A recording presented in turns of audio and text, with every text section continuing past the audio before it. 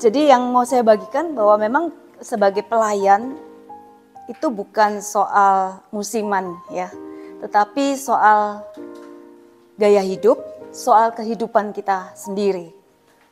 Tema yang saya bawakan pada hari ini setia sampai akhir. Ketika kita mempersembahkan hidup kita, maka Tuhan akan memperlengkapi kita. Tadi saya merasa waktu kita berdoa bersama, kadang-kadang saya juga mengalami ya, ada kesulitan, kayaknya masih hitung-hitungan lagi sama Tuhan. Ayo Tuhan, kita perbarui lagi perjanjian, gak apa-apa, itu manusiawi. Tetapi yang jelas tetap maju. Kata Teresa Avila, setiap kali kita jatuh, pada waktu itu cepat-cepat bangkit lagi. Ya. Demikian juga Amsal katakan, 7 kali orang benar jatuh, 7 kali ia bangkit. Jadi tidak penting berapa kali jatuh, namanya manusia ya, tetapi yang penting segera kita harus bangkit. Dan biasanya ketika kita udah mengikuti Tuhan, kita juga jatuh di dalam kelemahan-kelemahan yang masih ada. Dan kadang-kadang kelemahan itu, walaupun kita udah berseru-seru kepada Tuhan seperti Paulus untuk melepaskannya dari kita, supaya kita itu merasa, wah aku ini kan udah pelayanan ya, masa sih aku masih punya kelemahan-kelemahan ini. Kadang-kadang kita udah berjuang, tetapi sepertinya kita kalah lagi. Nah, pada waktu itu memang saatnya untuk datang kepada Tuhan. Ya, cepat-cepat untuk datang kepada Tuhan dan mohon rahmat, berseru kepada Dia. Disitulah kuasa Tuhan menjadi nyata. Bahwa memang kita melayani bukan karena kita yang baik, bukan kita hebat, bukan kita mampu, bukan kita layak, tetapi memang Tuhan memanggil kita.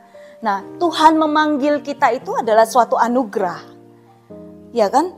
Banyak orang yang dipanggil tetapi sedikit yang menjawab panggilan Tuhan. Menjadi tim itu butuh komitmen. Enak gak enak kalau sudah komit tetap harus datang. Lebih mudah kalau saya lagi seneng saya datang pelayanan. Kalau enggak ya saya nggak muncul, itu mudah. Tetapi ketika kita di saat-saat capek, di saat-saat kita lagi bete banget sama pasangan, di saat kita punya masalah sendiri, di saat pekerjaan kita nggak baik-baik aja, ketika ada masalah di dalam rumah, pada waktu itu justru mungkin kita sedang ada komitmen juga untuk pelayanan. Pada waktu itu memang sebenarnya Tuhan sedang mengajak kita untuk lebih beriman. Tuhan sedang mengajak kita untuk semakin mempercayakan lagi hidup kita kepada Dia. Ketika segalanya mudah saja, kita nggak pernah tahu apakah iman kita itu udah tumbuh apa enggak. Tetapi ketika ada tantangan, disitulah kita sadar, kita ini mencintai nggak sih Tuhan? Iman kita udah tumbuh apa enggak? Gitu ya. Kadang-kadang kalau segalanya itu berjalan baik-baik aja, kita bisa ada di dalam zona nyaman dan melemahkan komitmen. Itu bisa kita baca dalam 2 Tawarikh. Kisah mengenai Raja Asa. Dia adalah seorang Raja Yehuda yang sangat taat kepada Tuhan. Ya, dia melenyapkan, membasmi semua penyembahan berhala di wilayah kekuasaannya. Semua patung-patung berhala dihancurkan. Dan Tuhan menyertai kerajaannya. Dia mengalahkan banyak musuh yang tentaranya jauh lebih besar daripada Yehuda. Tuhan memberikan keamanan, kemenangan, dan kesejahteraan bagi kerajaannya.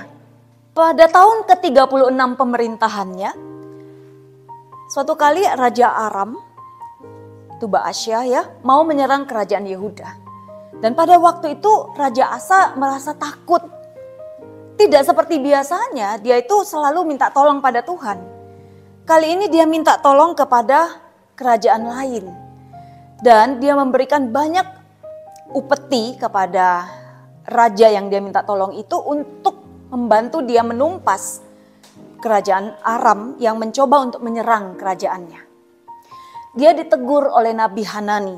Hei, ingat enggak dulu kamu menghadapi Ethiopia, menghadapi kerajaan-kerajaan yang tentaranya begitu banyak, yang kekuatannya itu lebih besar daripada kerajaanmu, tapi kamu selalu diberi kemenangan ketika engkau datang kepada Tuhan. Tapi Raja Asa bukannya bertobat, tetapi dia malah memenjarakan Nabi Hanani. dan menindas rakyatnya. Kadang-kadang ketika kita ada di dalam suatu kenyamanan yang cukup panjang, kita bisa lupa ya bahwa sebenarnya semua yang kita terima, kekuatan yang kita terima itu berasal dari Tuhan. Jadi Raja Asa akhirnya berbalik dari Tuhan. Setelah 36 tahun, ya, Tuhan memberikan kepada dia keamanan, kemenangan, kesejahteraan, kedamaian buat rakyat. Dia berbalik dari Tuhan. Ya. Nah, akhirnya dia wafat 3 tahun kemudian sebagai raja yang tidak lagi berseru kepada Tuhan. Pada waktu dia sakit, dia juga hanya mengandalkan tabib. Kadang-kadang kesukaran diizinkan Tuhan terjadi di dalam hidup kita adalah untuk meyakinkan, untuk menunjukkan bahwa Tuhan itu selalu ada di setiap saat kehidupan kita. Jadi cinta itu hanya bisa dibuktikan ketika menghadapi ujian. Jadi demikian juga cinta kita kepada Tuhan, cinta kepada pasangan, cinta kepada apapun pada pelayanan kita. Ketika ada tantangan, disitulah saat ujian kita untuk meningkatkan rasa cinta. Nah, ada beberapa hal yang bisa kita ambil dari kitab suci ya, mengenai kesetiaan sampai akhir. Di dalam Yehezkiel dikatakan, Yehezkiel 18 ayat 21 sampai dengan 29. Dikatakan bahwa dosa itu dihapus dengan pertobatan. Kalau kamu berdosa sekian tahun, ujung-ujungnya bertobat, ya kamu diampuni. Bertobat sungguh-sungguh ya. Makanya banyak orang bilang, nanti aja aku pelayanan kalau udah tua. Kalau udah tua udah sulit loh pelayanan juga, ya kan? Malah dilayani kan, jalan aja susah. Nah, ada yang bilang nanti aja aku dibaptis kalau udah kurang sedikit mau mati. Jadi fresh gitu kan, masih dosanya nggak ada, udah ketemu Tuhan. Iya kalau kita dikasih tahu kapan tepatnya meninggal. Nah, hal seperti itu sebenarnya itu pemikiran kita sendiri ya. Karena kita nggak pernah tahu kapan saatnya, dan sebenarnya ketika kita mengikuti Tuhan, itu bukan sesuatu yang beban kan. Ketika kita sudah datang kepada Tuhan, kita bertobat, di situ sebenarnya kita sedang menikmati ya relasi dengan Tuhan, menikmati berjalan bersama Tuhan. Kalau dulu kita mungkin bisa menyelesaikan 1 tambah 1 sama dengan 2. Ya, waktu kita sama-sama 24 jam. Tapi ketika kita itu menjadi orang yang sangat hitung-hitungan ya, kadang-kadang kita itu lebih terfokus pada keperluan diri kita yang gak pernah ada selesainya. Ya kan, boro-boro ngelayani orang, ngelayani aku sendiri aja belum cukup. Ya. Belum ke salon, belum nge-gym, belum pijat, belum luluran, belum jalan-jalan, belum nge-mall, belum ngafe. 24 jam aja kurang rasanya, tidur 8 jam gitu maksimal. Itu rasanya kurang aja lah, bagaimana mungkin aku mau melayani. Nah akhirnya karena kita begitu terserap dengan kepentingan yang memang akhirnya kita juga gak pernah merasa cukup. Tetapi ketika kita mencoba untuk berbagi, ya, berbagi itu bukan hanya waktu, bukan hanya duit, apapun yang kita punya. Ketika kita mencoba untuk murah hati, ya, di situ kita akan semakin melihat, oh begitu banyak ya orang lain yang ternyata tuh lebih butuh daripada aku. Kita yang udah biasa di gereja ya, kita yang biasa menerima firman Tuhan, menerima tubuh Kristus kapanpun kita mau, setiap hari aja ada, ya kan? Tapi coba kita lihat yang di Stasi, itu mungkin sebulan sekali mereka dapat di pedalaman Kalimantan, di Flores. Ketika kami ke Flores, saya dengan suami, wah itu mereka yang ada di puncak gunung, itu ketemu Romo itu sebulan sekali. Karena sulit medannya, jadi mereka itu sangat merindukan. Nah kita kan sebenarnya berlimpah. Mau ke gereja mana aja ada misa harian. Karena udah berlimpah, kita merasa nggak terlalu butuh, ya. Nah, jadi ini semua menunjukkan bahwa betapa beruntungnya kita dengan segala macam yang kita punya. Nah, dengan segala yang kita punya ini memang sudah selayaknya dan sepantasnya kita itu berbagi, ya. Nah, saya itu pernah diajarin kakak ya.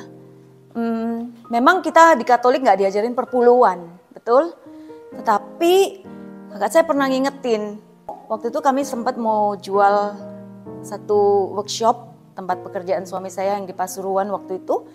mebel, tapi kami udah pindah ke Malang ya, jadi itu sudah nggak dipakai, cukup besar. Waktu itu kami mau jual tempat itu, kami juga membutuhkan uangnya untuk dipakai modal usaha yang lain. Dan kebetulan waktu itu sudah ada yang beli. Diingetin sama kakak, kamu udah ngasih untuk Tuhan enggak perpuluhan? Dia bukan Katolik, dia bukan Kristen juga, tetapi ngingetin itu gitu. Oh iya ya belum, terus saya tanya sama suami, mau nggak kita ngasih perpuluhan dari hasil penjualan gudang ini, workshop ini? Ya nggak apa-apa, oke katanya. Akhirnya setelah kami deal harga, udah 10% ini kita sisihkan untuk perpuluhan. Saya nggak usah ngomong perpuluhan ya, karena itu juga saya nggak sumbangin. Tapi kami simpan sebagai kas sosial kami. Jadi itu kalau ada pelayanan, kalau ada orang minta proposal, ya udah kami punya kas sosial. Yang kami anggap itu sudah bukan milik kami gitu ya.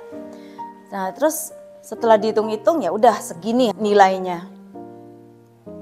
Nah pada waktu itu suami saya ke SDB ya, ke bank, ke safe deposit box, bongkar-bongkar cari apa waktu itu ya, sertifikat apa gitu kan, lupa saya, tapi kemudian ketemu satu sertifikat deposito atas nama saya gitu. Jumlahnya ya gede ya buat saya, loh nilainya tuh kok persis sama ya dengan perpuluhan yang mau kami siapkan untuk kami sisihkan dari hasil penjualan workshop itu. Kok persis sama setelah dipotong pajak dan biaya-biaya yang lain gitu. Nggak mungkin lupa rasanya, dengan nilai segitu tuh kayaknya nggak mungkin deh saya lupa. Tapi nggak tahu apa, yang jelas tadinya saya merasa nggak punya itu, ternyata sekarang punya uang segitu.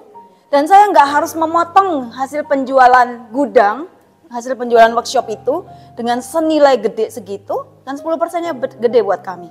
Kami juga lagi butuh gitu loh.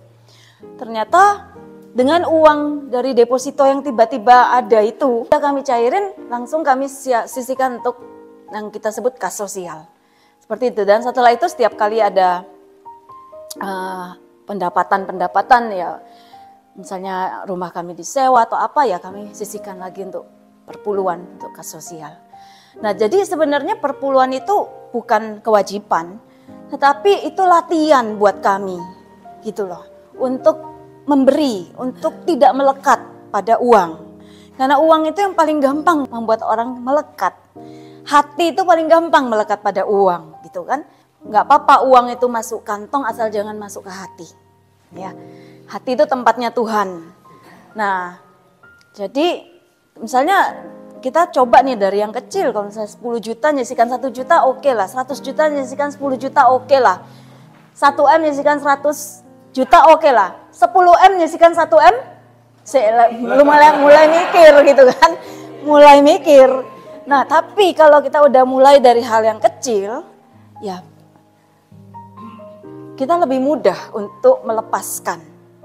Nah melepaskan itu memang tidak mudah ya. Demikian juga melepaskan apa yang kita suka, itu nggak mudah. Nah pelayanan itu adalah juga latihan melepaskan apa yang kita suka. Kita sukanya apa misalnya, santai-santai, ngafe, googling, Netflix. Tapi kalau waktunya pelayanan kita harus sisihkan waktu kita untuk orang lain. Nah ini adalah latihan buat kita untuk menyadari bahwa hidup kita ini juga bukan punya kita gitu loh. Tuhan yang memberi. Kesehatan itu sudah nilainya nggak terhingga kan. Sehat aja itu sudah bersyukur, yang lain-lainnya itu bonus. Anda di sini bisa memberi, melayani itu karena Anda pertama-tama sehat, jasmani, rohani, dan lain-lain. Jadi seperti itu. Ada yang lebih senang diberi atau memberi? Lihat apa? Lihat dulu ya apa ya. Diberi persoalan tidak senang, tapi diberi duit ya nggak apa-apa gitu. Nah tapi artinya apa? Latihan memberi waktu, tenaga, kemampuan, uang itu membuat kita latihan untuk tidak melekat. Tapi ada satu lagi yang bisa membuat kita melekat, yaitu pelayanan itu sendiri. Jabatan, ya, karena apa? Memang hal rohani itu juga mempunyai daya tarik, menjadi punya daya pikat, ya. Kayaknya aku ini lebih dari yang lain ya. Aku ini mengalami suatu relasi yang lebih dalam dengan Tuhan, itu suatu hal yang nggak ada ketika kita melayani. Tapi kalau kita sudah melekat pada aktivitasnya, itu yang kita juga harus waspada. Apalagi mungkin kita sudah merasa paling benar nggak bisa dikoreksi lagi. Itu juga bahaya. Karena dikatakan di dalam Matius, Tuhan kami sudah bernubuat demi namamu, kami sudah mengusir setan-setan demi namamu. Tapi Tuhan bilang, aku nggak kenal kamu, enyahlah engkau dari hadapanku. Kenapa kok Tuhan bilang nggak kenal? Padahal orang ini kan adalah orang yang melayani. Dia bernubuat, dia mengusir setan-setan. Ya bisa macam-macam, mungkin dia sudah jatuh dalam kesombongan. Seperti Asa, awal-awalnya itu murni ikut Tuhan. Tetapi setelah menerima banyak konfirmasi, terima kasih, pelayananmu luar biasa, aku sangat diberkati dengan kehadiranmu. Lama-lama kita ini lupa bahwa bukan kita yang disambut, bukan kita sebenarnya yang diterima kasihin, tapi Tuhan. Tapi Tuhan kan tidak kelihatan ya. Jadi kadang-kadang itu mudah sekali kita tergelincir di situ. Karena memang jalan itu semakin orang bertumbuh dalam hidup rohani, memang semakin licin juga jalannya untuk si jahat itu menggoda. Kalau Anda diajakin dugem mungkin sudah nggak mempan, ya kan? Atau diajakin judi juga nggak menarik gitu ya. Bukan itu lagi, tapi mungkin Anda dikasih godaan yang berbeda. Kalau bukan kamu yang pelayanan, wah pasti nggak beres semua. Bisa gitu nanti godaannya ya. Waduh kalau bukan aku nanti nggak beres nih. Wah berarti aku. Nah itu yang bahaya. Kita lama-lama bisa tanpa sadar loh ya. Tanpa sadar bisa seperti itu. Nah makanya kalau ada yang mengkritik kita itu rasanya sakit. Tapi itu sehat juga gitu. Makanya kalau Anda seperti tim ini sudah akrab, baik sekali untuk saling mengingatkan. Makanya kan Tuhan mengutus untuk pergilah berdua-dua. Karena apa? Ketika engkau pergi berdua-dua, mendoakan orang itu sembuh, kita nggak punya alasan untuk berbangga-bangga sendiri. Dia sembuh bukan karena aku, tapi kalaupun gagal kita nggak kecil hati, ya. Jadi Tuhan mengutus kita untuk satu tim, bukan buka praktek sendiri-sendiri. Yang sudah bisa penyembuhan, yang bisa bernubuat, yang WL-nya bagus, itu bukan untuk praktek sendiri-sendiri, tapi untuk satu tim. Nah, makanya kadang-kadang Tuhan itu membagikan karunia-karunia itu, Tuhan itu kan murah hati ya.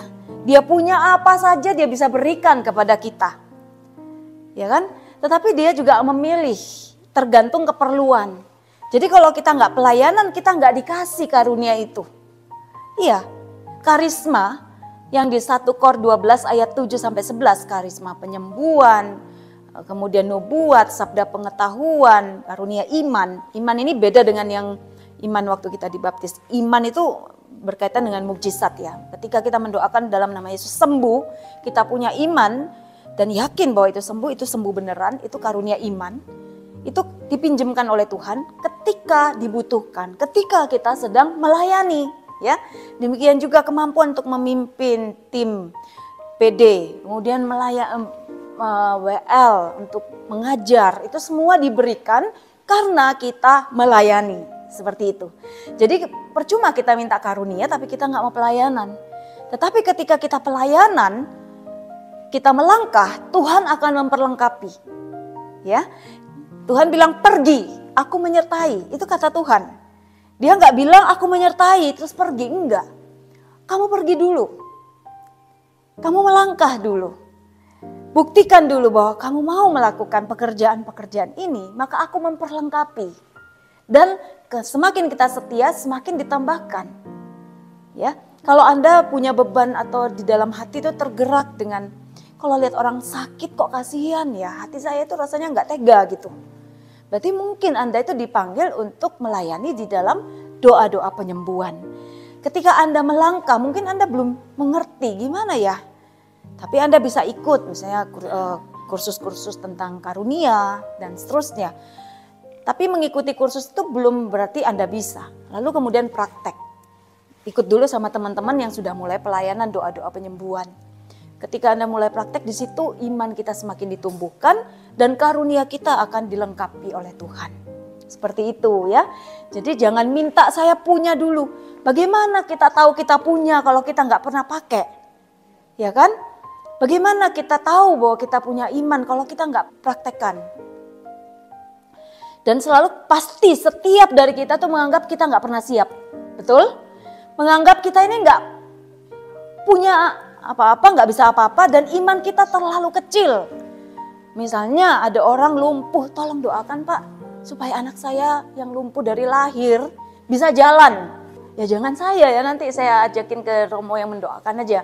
Nah, tapi sebenarnya kalau saya pribadi ya, saya tuh juga nggak menolak pelayanan karena saya pikir kalau orang mempercayakan kepada kita suatu tugas, suatu pelayanan, itu adalah Tuhan sendiri yang mempercayakan kita lewat orang tersebut. Kan dalam pelayanan kita nggak mungkin menawarkan diri ya. Kalau saya nggak dipanggil, nggak mungkin lah saya nawar-nawarkan, saya lagi nganggur nih, tolong dong saya dipakai gitu, nggak mungkin gitu ya. Tapi ketika kita diminta, itu adalah suatu anugerah gitu, ada suatu tanggung jawab, adalah suatu kepercayaan dari Tuhan sendiri. Tiba-tiba ada orang datang, Pak Jeki tolong doakan anak saya lumpuh dari lahir. Waduh, nah saya nggak merasa kalau waktu kita disuruh doa penyembuhan yang kelihatan jelas seperti itu, siapa yang nggak mengkerat imannya? Nah, merasa waduh iman saya cuma sebesar apa? Nah, lalu Injil bilang apa?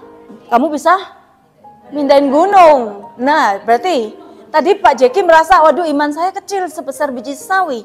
Oh ternyata Injil memang mintanya yang itu Pak. Sebesar biji sesawi itu. Rasanya, perasaan kita, iman kita sebesar itu. Tapi yang gede itu apanya? Takutnya, benar ya?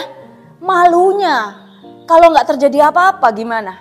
Khawatirnya. Lalu saya nggak bisa mendoakan orang lumpuh menjadi berjalan. Nah pada waktu itu Tuhan hanya minta iman sebesar biji sesawi. Jadi iman yang rasanya kecil. Nah masalahnya kita biasa ngukur iman kita dengan perasaan, itu loh repotnya. Padahal nggak ada di kitab suci iman itu ukurannya perasaan. Sama dengan cinta itu bukan perasaan, tapi komitmen. Ketika kita berani untuk mendoakan di situ, semakin lama iman kita juga akan makin tumbuh besar. Ya. Ketika pelayanan kita diterima oleh orang lain, kita bersyukur kepada Tuhan. Itu juga membuat kita semakin dikonfirmasi untuk terus melanjutkan pelayanan. Berarti Tuhan memakai aku. Iman adalah tindakan. Jadi bukan soal aku merasa imanku kecil atau besar, tapi tindakan. Caranya supaya iman kita bertambah itu kita minta sama Tuhan. Ya iman itu anugerah. Tuhan tambahkan imanku setiap hari. Kalau Anda tergerak untuk pelayanan misalnya penyembuhan misalnya nih ya. Tuhan minta secara spesifik, semoga ketika ada orang yang lumpuh, aku doakan berjalan. Buta melihat, minta pada Tuhan. Apa tujuannya? Ketika betul ada orang yang datang kepada kita, orang lumpuh datang pada kita. Kita nggak mundur, tapi kita mengatakan, oh ini jawaban doa saya. Ya, jadi itu membuat kita juga semakin siap ketika pelayanan itu datang, ketika kita minta kepada Tuhan. Jadi ketika kita minta, kita percaya bahwa kita terima. Siapa yang di sini sering minta tapi lupa apa yang diminta? Nah, ya kadang-kadang kita gitu kan. Saya juga sering kali, makanya saya catat. Ternyata ketika saya catat, saya itu takjub loh. Apa yang saya minta itu kok diberikan ya oleh Tuhan. Begitu banyak. Saya kan menulis beberapa buku. Nah, dulu sebelum saya menulis itu sudah 10 tahun sebelumnya saya menulis. Tuhan saya ingin sekali menulis buku tentang keluarga, tentang perempuan. Waktu itu saya belum tahu apa-apa, tiba-tiba ada dalam hati dan saya tulis di dalam doa waktu itu. Dan 10 tahun kemudian ketika saya baca, loh ini ternyata saya udah pernah minta ya. Tapi saya lupa, ketika kita sungguh minta, kita diberi. Tuhan kan bilang, minta maka kamu akan diberi. Cari kamu akan dapat, ketuk pintu akan dibuka. Jadi ketika kita membutuhkan rahmat-rahmat rohani, karunia-karunia rohani, jangan ragu untuk minta. Kadang-kadang kita orang Katolik juga merasa, aduh kalau minta-minta terus kok kayak pengemis aja. Padahal ketika kita minta kepada Tuhan, itu juga adalah suatu pengagungan kita kepada Tuhan. Kita mengakui bahwa Engkau ya Tuhan yang mampu, aku gak mampu. Itu juga suatu bentuk pujian sebenarnya. Doa permohonan itu sebenarnya juga suatu bentuk doa pujian, pengagungan kepada Tuhan. Di dalam kitab suci dikatakan juga ya, ketika kita bertahan sampai pada kesudahan, kita akan selamat. Jadi ketika ini sekarang ada ria-ria, ada kerikil, ada kesukaran, itu semuanya akan lewat. Kita tetap akan baik-baik aja. Terus aja melayani. Tuhan akan mencukupkan. Kalau kamu tetap bertahan, kamu akan memperoleh hidupmu di dalam Lukas 21 ayat 19 dan seterusnya. Nah, banyak dari kita yang merasa kadang-kadang, aduh kok masalah nggak beres-beres ya, nggak selesai-selesai. Padahal Tuhan mungkin melatih kita untuk suatu pertumbuhan iman yang semakin dalam dan semakin kuat ya. Kadang-kadang ketika doa kita cepat terjawab, itu belum tentu kita menjadi orang yang semakin beriman. Tetapi ketika kita berdoa sungguh-sungguh, mungkin bertahun-tahun untuk suatu hal yang begitu penting yang kita butuhkan, disitulah mungkin kita sedang diproses oleh Tuhan. Ya, untuk hal-hal yang kita nggak mengerti apa maksud Tuhan, apa rencana Tuhan, yang penting kita mengikuti aja, setia kepada Tuhan. Itu kuncinya. Ya, kadang-kadang kita merasa, aduh Tuhan aku sudah nggak mampu lagi. Rasanya beban ini terlalu berat. Kata Teresa Avila, jangan bodoh untuk berhenti, ya. Karena kamu nggak tahu anugerah yang diberikan oleh Tuhan itu di balik semua itu tuh begitu luar biasa yang nggak bisa dibandingkan dengan kesukaran yang sedang kamu hadapi saat ini, ya. Jadi jangan menjadi bodoh untuk berhenti, kata Teresa Avila.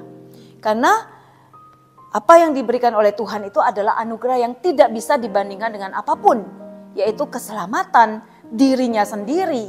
Lalu dikatakan juga bahwa ketika kita punya tekad yang besar ya, memang itu yang kita butuhkan untuk terus menyelesaikan tugas kita di sini ya, di dunia, termasuk pelayanan kita. Ada yang mungkin 1 periode, 2 periode, tapi kalau nggak di tim kita juga punya pelayanan yang berbeda ya. Nah, kita membutuhkan pelayanan itu buat saya sarana untuk menguduskan diri.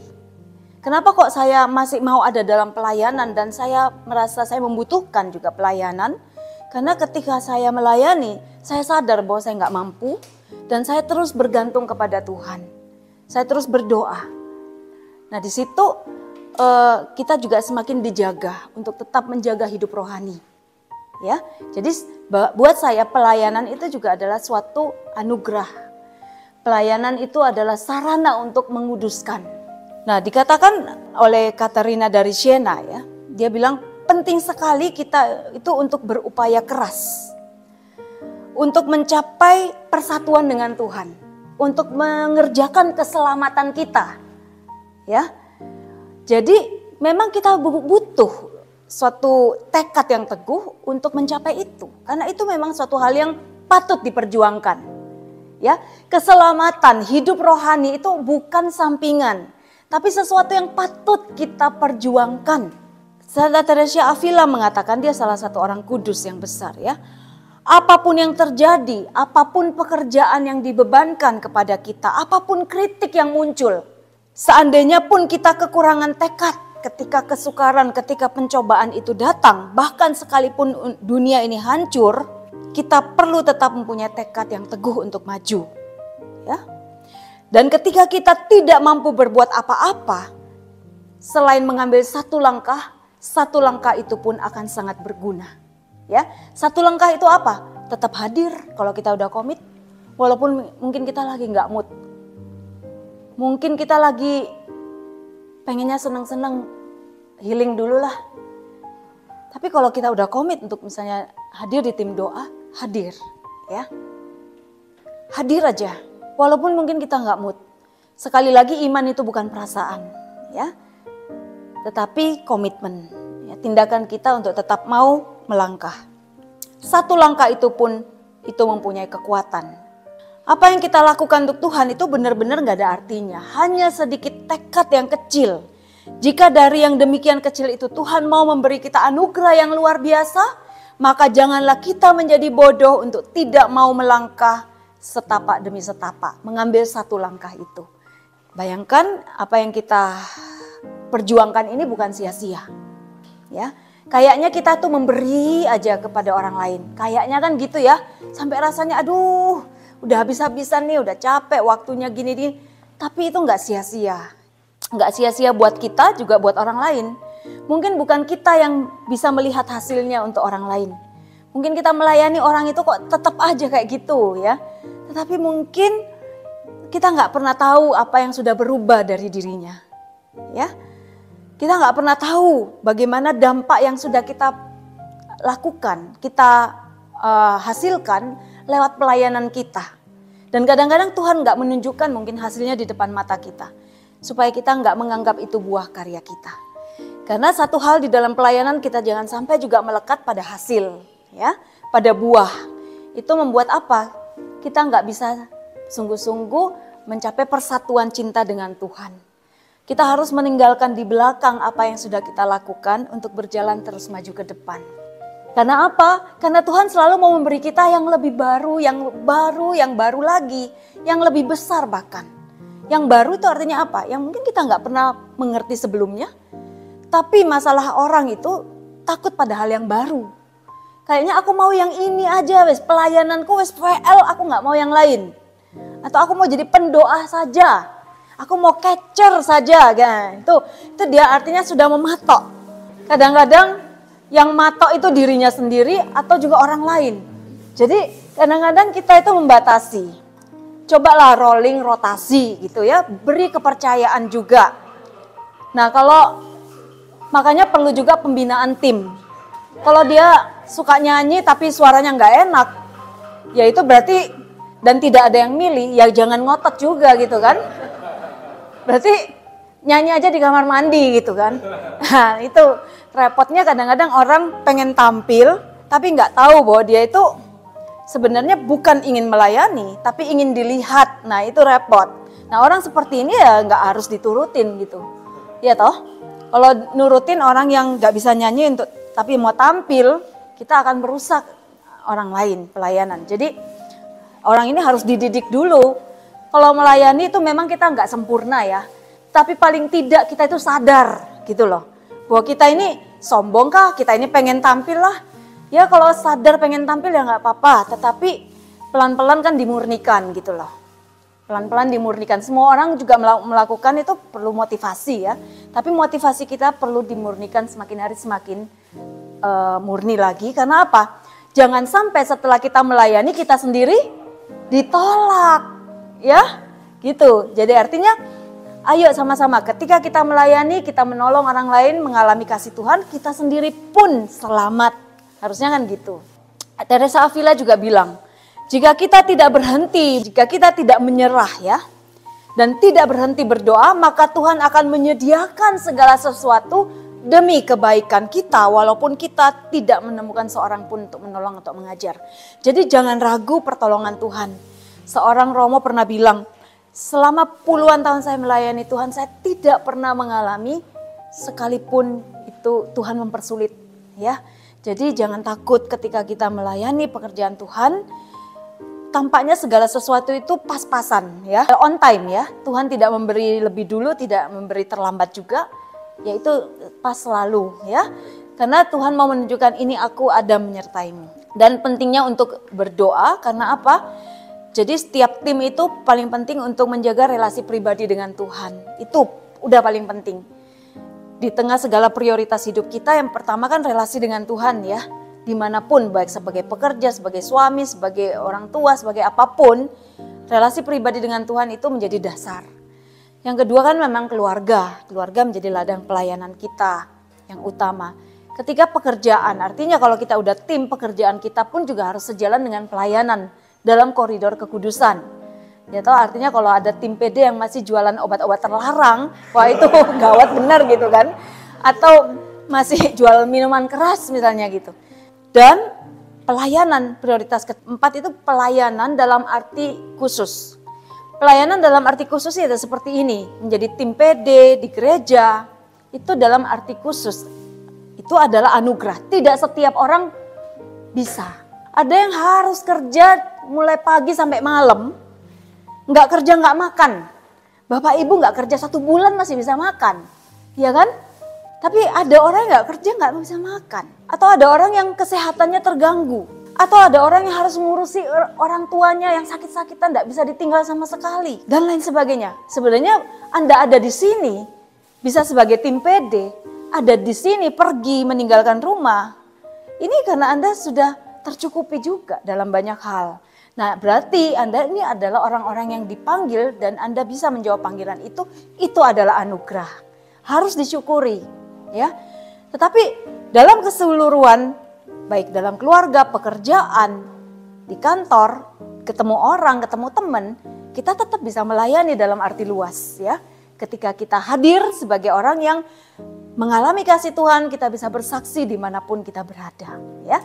Tapi kita harus mensyukuri pelayanan secara istimewa yang Anda alami sekarang ini adalah suatu anugerah. Dan sebagai penutup, Yohanes Vianney mengatakan semua orang kudus itu memulai pertobatan mereka dari doa. Dan dengan doa mereka bertahan hingga akhir. Nah, kita orang-orang yang sudah diselamatkan mengalami kasih Tuhan, sampai akhir kita mau tetap setia kepada Tuhan, jangan tinggalkan doa. Semua orang yang terhilang adalah karena mereka melalaikan doa. Nah, doanya bentuknya apa saja, yang dalam tim saya yakin juga Anda sudah berdoa, itu menolong kita untuk terus mengobarkan api Roh Kudus di dalam diri kita, sehingga pelayanan kita sungguh-sungguh berdampak bagi banyak orang yang kita layani. Amin.